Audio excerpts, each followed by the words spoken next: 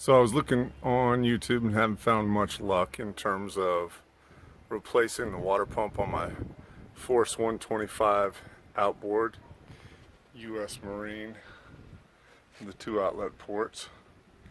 And so I decided I'd maybe give a shot at producing a video. Did some reading on it. We'll see how it goes. So wish me luck. First thing that we came to that wasn't 100% obvious is one of the bolts is concealed that holds the lower unit on underneath this trim tab exhaust snout, I think is the correct name for it. So you're gonna have to take that exhaust snout out. There's one bolt that's clear, but up inside it there is a 1/4 inch hex key that needs to be applied in order to take that bolt out. So we'll finish that removal and jump back in. Okay, now that's out. You can see it if you got up underneath it. That 1/4 inch hex key bolt is what's holding that snout in, and when you get up in there you can see the remaining hidden bolt, which is not obvious without removing that. Before we remove the rest of the bolts that are holding the lower unit on, these 6 that are on either side of the flange here.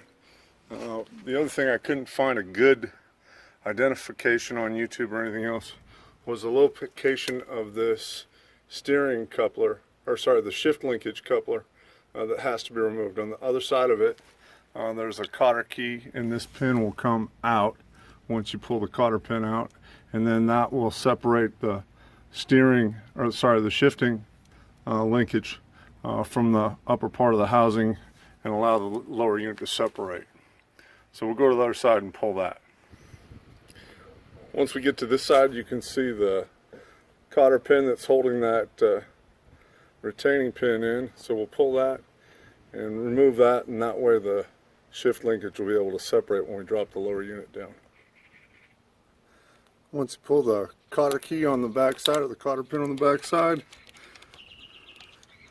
push it out a little bit, we can pull that retaining pin out. And now the shifting linkage should separate from the shifting rod as we bring the lower unit down. And hopefully we'll pull those bolts on the bottom end and it'll slide right off. So what I've done is I've tried to loosen those retaining bolts. My 2 center ones are in. I've pulled the one that's up here inside of the exhaust snout, and I have 2 of them in the center which are still holding on to the lower unit. The other ones are just barely threaded in there enough to help me control when the lower unit comes off. So we're going to go ahead and pull those bolts and then try to lower the lower unit in as controlled a fashion as possible. I've got some old towels out of the boat here that I've put up to help kind of control the descent. By the way, you can see that separation between the shift pin and that coupler there as the lower unit is dropped. If you didn't pull that pin, or you're having trouble getting the lower unit to separate, double check to make sure that you've pulled that pin out of that linkage, and you can see it dropping out there.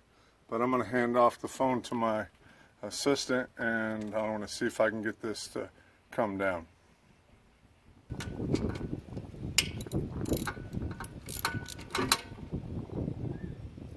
Alright, so just let my last bolt go. My lower unit seems to be separating nicely from the midsection of the motor. This is our water pump housing. That's what we're going to get into to do the impeller. Looks like we got a little bit of fluid leaking and stuff down from up higher.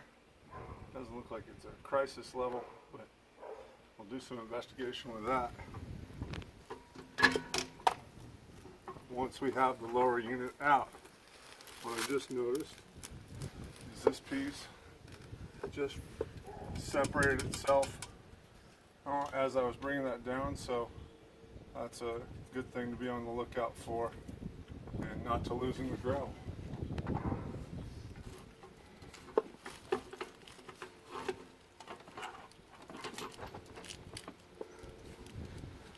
There's a collar from the upper part of the shaft that came out as I'm finagling and wiggling here. And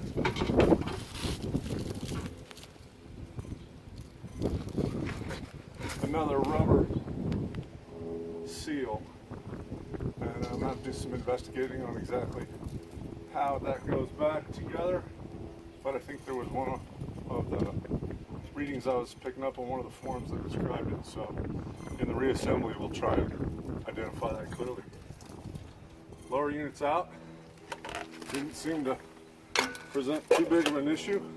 I was a little hesitant to jump on it, but hopefully this will give somebody else a little bit of courage in terms of trying to save a little money and take care of an operation themselves. So we'll see you for the reinstall. Okay, welcome back to our water pump impeller replacement on my 125 force outboard. I think it's about a 1989 if I'm not mistaken. And I figure if you got that vintage of boat, you probably don't have the money to send it to the marine mechanic each year to take care of your impeller, and maybe you want to venture into it yourself like I did. So this is a teacher boat and a teacher in Arizona boat. So we're trying to save as much money as we can, as often as we can, and still be able to use some of the fun stuff in the summertime. It's getting hot around here. I've pulled our two upper bolts, the long ones, and the two lower bolts, which are the short ones. You see them there. By the way, I just took a couple of sawhorses and kind of clamped them together a little bit on that end where they might tend to separate. My whale tail is helping keep things there from sliding through, but it seems to be a pretty good work surface in order to complete the rest of this job of pulling the impeller and replacing it. So once those are off, it seems to just, for me, it's separated quite nicely, and it just slides up this shaft. By the way, I did locate where that rubber collar goes. It goes right there at the top of the shaft at the bottom of the splines. So we pull that off. There's a seal, a rubber seal, so you want to be careful as you're coming across those surfaces. But that's the impeller housing, and we'll pull that impeller out and then put our new one in. And I noticed that there's a key right down here that's kind of fallen out as we removed that. I read about a guy that lost that. They're about $8 from what I heard, so you don't want to lose the key for that shaft. And that fits in a keyway inside of the impeller. Let's see if we can get a shot of that. Yeah, you can see the notch right there that keyway sits on, and that's what engages the impeller with the shaft as it turns. So keep it on that, don't want to lose that. And we'll pull the impeller out with a pair of pliers. And I don't even have my new impeller yet. Didn't know whether it was worth the time going to chase after one. Didn't know whether I'd be able to get this off. So we'll go to the store, pick up the impeller and maybe the wear plate that goes down here, and be able to get this thing back in order. Okay, so the wear plate just lifted up off of the surface, and now it looks like there's a gasket between the wear plate and the housing itself that we've got to work on. Again, that key is something you want to watch and not lose, but we'll work on removing that gasket and add it to the task. So this is the gasket surface, cleaned up a little bit. I don't know how much more time I'm going to put into making that shine. It's got a fairly thick gasket on it. It's not high pressure like a cylinder head or something like that. So probably about as clean as I'm going to get it. I'm sure I'll get some input one way or on that in the comment section. I blocked off the intake hole there where water's coming up into the impeller, and just so debris doesn't get down in there while we're cleaning up the gasket surface. I use just a Scotch-Brite pad and a paint scraper, a utility knife, and some 400 grit mounted on glass, just to help kind of take some things down. A buddy of mine who's a mechanic gave me a hint about if you do use a grit like that might take some of your metal off, to do a wipe down with transmission fluid and then brake cleaner. Brake cleaner won't absorb the metal parts, but the ATF will pick up the metal off metal and leave your surface much more clean. Try not to get into the metal at all. You just use the 400 grit to take off the gasket material that's stuck on, and then you just go around and feel it with your fingers to make sure it's smooth. And that's how I do it, and we'll see what happens.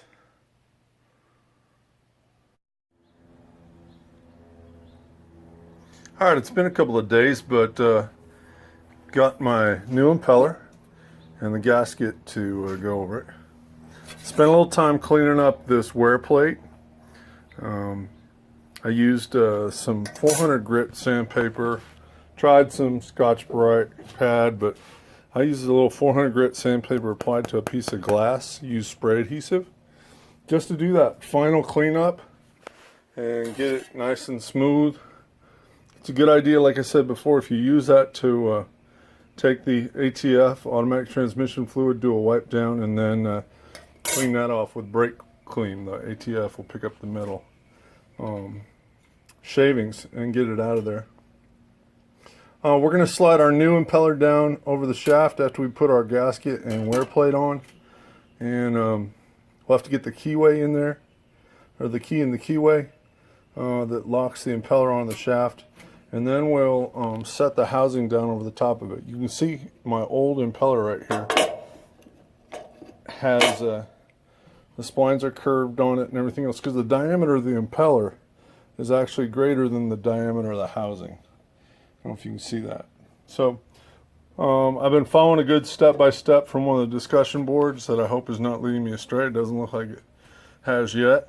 We'll put the impeller on first, and then take the housing, and as we bring the housing down, we'll rotate it in a counterclockwise direction, and that'll help get the fins in place. We'll put a little dish soap in here. That'll help lubricate and let it slide on a little easier, and we'll see how that goes. But that's the plan. Let's get that key in the shaft and get the new impeller on over the top of our gasket and wear plate. So the gasket goes on first, put the wear plate on after that. There's no sealant or anything that I can find from any of the advice I've seen.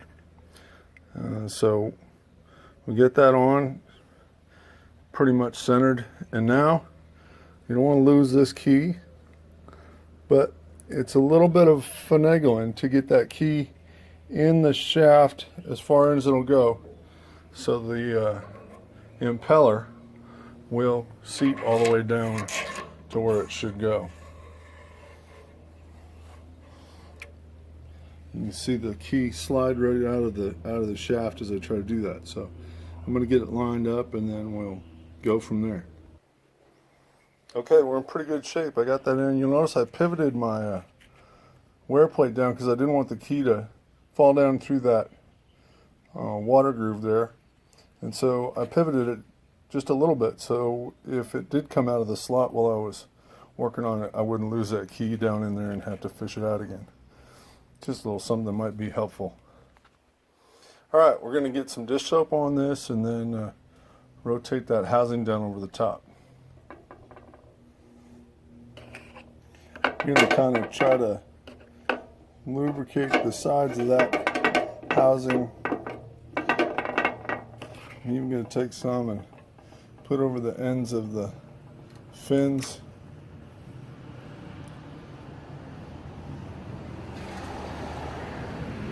And now that we've got it over the fins, we're going to try and bring that housing down. And it'll probably be a two-handed operation, so you may have to imagine what that looks like. Again, we're going to try and rotate it counterclockwise. Look at that. Like butter. I was honestly expecting to have to put the phone down and fold those fins in with two hands, but I was able to get my finger underneath there and kind of curve it a little bit. Rotate the housing in a counterclockwise direction, and we're ready to go. In terms of those bolts, Everything I'm reading says we want to put a bunch of anti-seize on them, help keep them from being difficult to remove in the future. So we'll get that on them and tighten these things back up. Not too tight, just kind of snug and a little bit more. We don't want to warp the housing or strip the threads. The gasket will make a good seal as long as they're on just past finger tight, hand tight. So that was pretty easy. Today's the day we're going to put this lower unit back on with the new impeller installed and in our disassembly. We came across these two pieces falling out as we pulled down the lower unit in the initial disassembly, and so there was obviously a little question about how they go back in and where and everything else. So we're going to address that before we go and take the lower unit back out there to put in back on the motor. You'll notice this metal collar, it goes on first, and it has a flat side and a groove side. There's a groove there that's going to receive this rubber bevel. So take the flat side down, slide it over the top, and it's going to sit right on that ridge that's machined into the drive shaft there. Before we install this, we're going to put some never-sees on the splines to help keep it from getting stuck or welded by some rust or something like that to the crankshaft. And then you'll notice on the top of this rubber seal boot there's a beveled edge. Okay, that edge is beveled, the bottom edge is flat. We take the flat edge sits inside the collar, and that's the way those two go on. Like I said, we'll put some anti-seize on that. That'll actually help hold it in place as well, and again keep those splines from becoming rusted to the crankshaft. So we'll see you out there as we go to install the lower unit back onto the motor. Welcome back to the install day of the lower unit with the impeller replaced. And after finagling for a few moments with it, I realized I'm not going to get this thing lined up by myself and in the right direction in order to get the splines and the shaft lined up. So what I did was made a trip down to my big box store and got some 5/16 bolts. These are coarse thread, 6-inch long. 5/16 is the size on them, and took the bolts that I pulled out of the lower unit and took one with me and just made sure that I had the right thread on it. And what that's enabled me to do, you can see, is kind of get the unit hung up here in the right orientation, and I'm going to have a lot better chance of getting it lined up and getting the splines into where they need to go, rather than trying to get underneath it and move it around and that kind of thing. So I'm hopeful that that's going to work. Now there's a couple of things that we ought to talk about before we go ahead and try and get it up into position. Number one, we have this shift linkage connector that we had here. You can see I put a little anti-seize in the back end of it there, a little grease or something, and that's going to help hold it in position up here and keep it from falling off when we go to put things together. So you want the small diameter hole facing you, pardon me, the large diameter hole facing down, and that way when we bring the lower unit up, that connector there will be able to connect the shift linkage from the lower unit up into the motor itself. So those two things are things to be aware of as I was thinking about it. I'm not sure what else I haven't thought about, but I probably won't be able to show you the actual maneuvering here because I don't have a partner with me today. But one other thing that I did preemptively is take the cover off so that pardon me again, I can maneuver that flywheel ever so slightly. And what that's going to do is move the crankshaft where the drive shaft meets, so that if the splines aren't lined up exactly, I can move this thing one way or the other a little bit and then try it again and hopefully get the splines lined up. So that's what we're going to try and do this morning here. Sprinklers are on, the AC's on, so it may be a little hard to hear. My apologies, but you kind of get the idea from where we're headed here. So wish me luck. And success. Honestly, it took me a couple of times.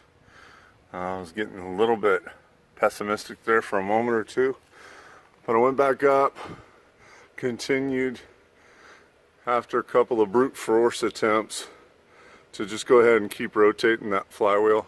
Once the flywheel was in the right position, you know, just moving in a tooth at a time or something, then the entire unit just slipped right up into position. I was able to get a couple of the regular bolts in to hold it up into its position, and now I'll be removing the rest of those 6-inch 5/16 bolts. You can see that my shift linkage is almost lined up here, and so when that comes up a little bit more, we'll be able to get that right into place and it will line up and we'll be good. So we're just going to go ahead and put that pin back in and reassemble the bolt. So I think we're in the home stretch. All right, you can see that we've got the lower unit bolted up with the 6 bolts that are here underneath this flange. We still have this connection to make in the shift linkage. And so what I'm going to do is I'm going to take a needle nose, mine are vice grip, they don't have to be vice grip, and this pin will move up and down. I don't know if you can see that, but I'm just going to move it up and rotate it until it lines up perfectly. We can reinstall the pin and the cotter pin through it, and our shift linkage will be connected. We'll reinstall the exhaust snout and use that Allen wrench to get up in into that hex key and get it installed and put the prop on, and hopefully we'll hit the lake. So hopefully you found this to be a reasonably competent illustrated video guide to replacing your impeller on your 125 force late 80s model outboard. And who knows, maybe I'll put some more content up if this gets some positive reviews, but I think next time it'll go even smoother than this time. I'm pretty pleased for my first attempt. You guys have a great day. Be safe out there on the lake.